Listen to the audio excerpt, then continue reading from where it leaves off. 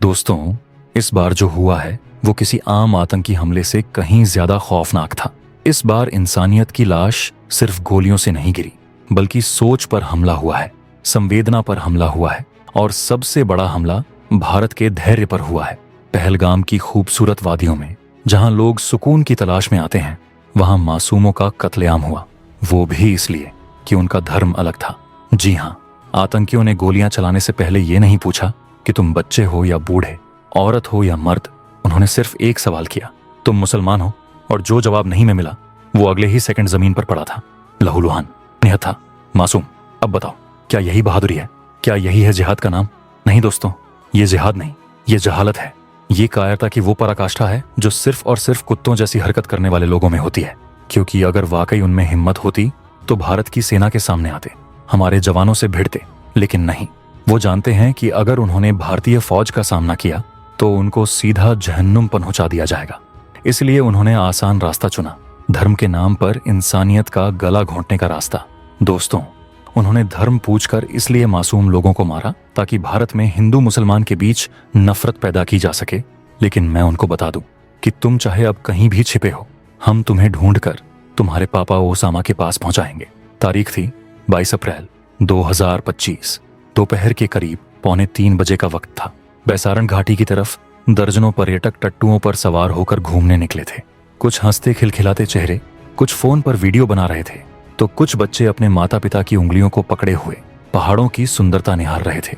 किसी को अंदाजा नहीं था कि अगले ही पल आसमान की शांति को चीरती हुई गोलियों की आवाज उनकी जिंदगी को हमेशा के लिए बदल देगी। घाटी के एक मोड़ से अचानक 4 से 6 आतंकी प्रकट होते हैं, पूरी तरह से सेना की वर्दी में, हाथों में बंदूकें लिए, चाल में शिकारी सन्नाटा। उन्होंने आते ही चारों तरफ अंधाधुंध फायरिंग शुरू कर दी। घबराए पर्यटक इधर उधर भागने लगे, कोई झाड़ियों में छुपा, कोई पत्थरों के पीछे दुबक गया। लेकिन आतंकियों ने एक एक को पकड़कर खींचा और फिर शुरू हुआ वो सिलसिला जो इतिहास की सबसे शर्मनाक घटनाओं में गिना जाएगा। उन्होंने लोगों से धर्म पूछना शुरू किया, तुम मुसलमान हो? ये सवाल मौत की टिकट बन चुका था। एक आतंकी ने तो यहां तक कह दिया, मैं तुझे छोड़ रहा हूं ताकि तू जाकर मोदी को बता सके कि क्या हुआ है। दोस्तों, ये सिर्फ गोलियों से नहीं, मानसिकता से भी हमला था। यह हमला भारत के पीएम पर, भारत के संविधान पर और भारत की एकता पर सीधा हमला था।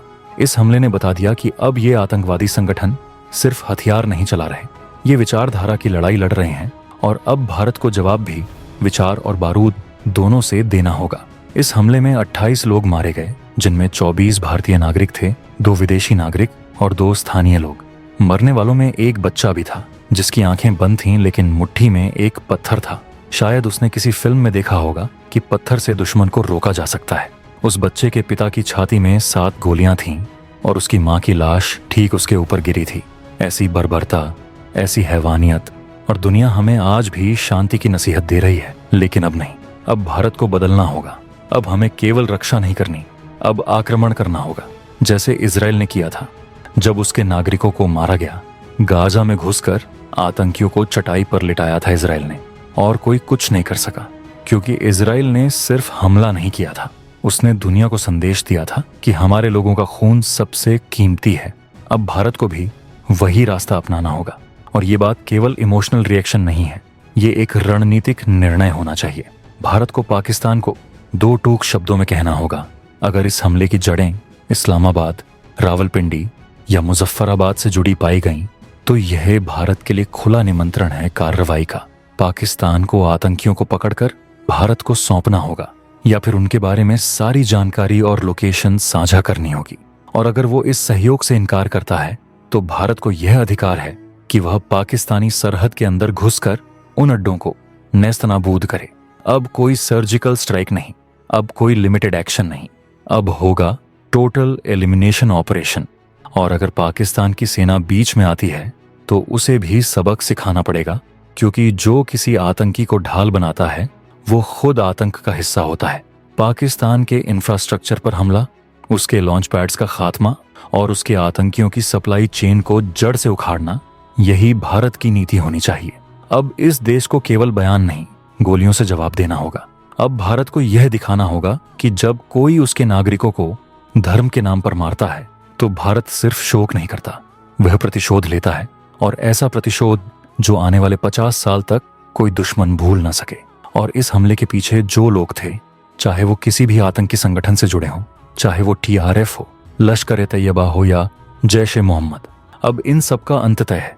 उन्हें या तो भारत की जेल में सड़ना होगा या फिर उनकी कब्र उन्हीं के बंकर में बनेगी। अब भारत को भी इसी सोच के साथ आगे बढ़ना होगा। सबसे पहला कदम पाकिस्तान से स्पष्ट और कड़ा संवाद। भारत को पाकिस्तान से कहना चाहिए कि अगर इस हमले का एक भी सूत्र तुम्हारे जमीन से जुड़ा निकला तो दो ही विकल्प बचते हैं, या तो इन आतंकियों को भारत को सौंप दो या फिर भारत की विशेष बल आएंगे और उठाकर ले जाएंगे। और अगर तुम्हारी सेना ने उन्हें बचाने की कोशिश की तो तुम्हारी सेना को भी दुश्मन की तरह देखा जाएगा। तो दोस्तों, अब फैसला आपके हाथ में है। क्या आपको लगता है भारत को भी इजराइल जैसी नीति अपनानी चाहिए? क्या हमें सीधा जवाब देना चाहिए या फिर अब भी चुप रहना चाहिए? नीचे कमेंट में लिखिए, भारत को क्या करना चाहिए। आपकी राय ही आज इस देश की आवाज है।